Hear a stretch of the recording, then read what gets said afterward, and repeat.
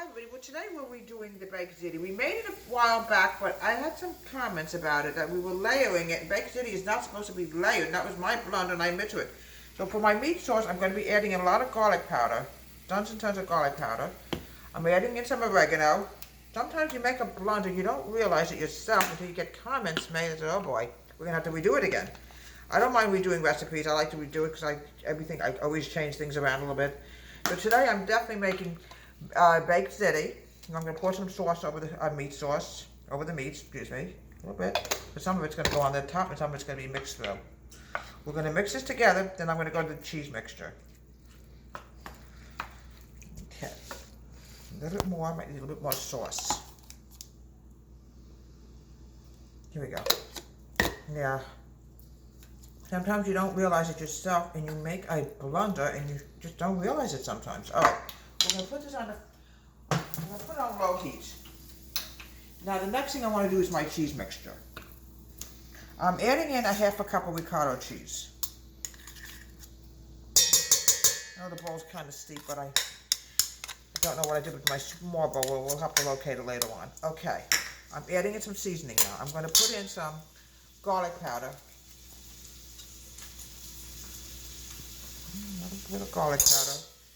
And I'm going to add in some mozzarella cheese. There we go. We're going to mix this together.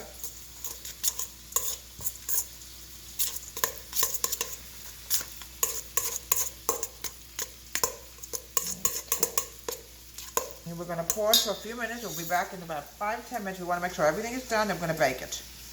Please make sure, folks, if you can, put some salt into the pasta. It will give it a good taste.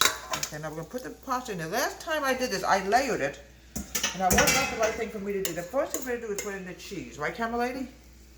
All right, we're going to put the cheese in.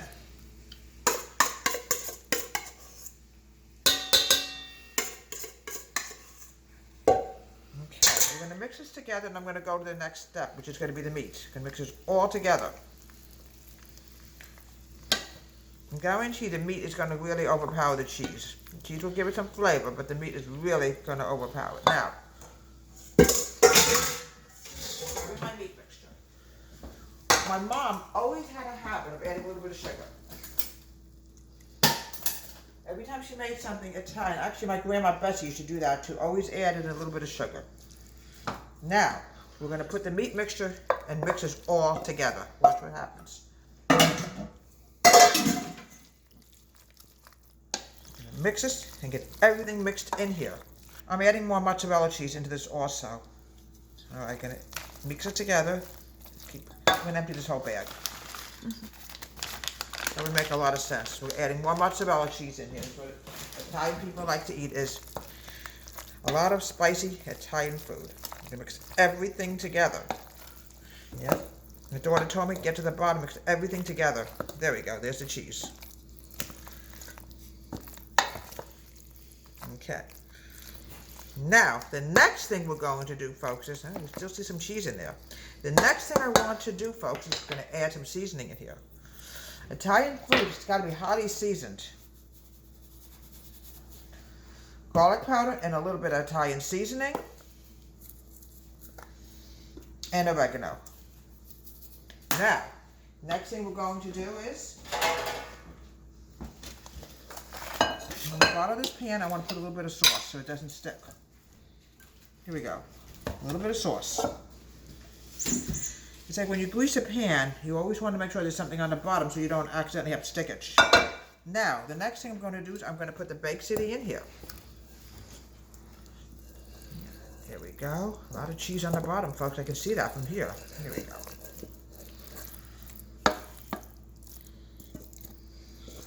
Oh, that smells delicious, folks. Oh, does it smell good.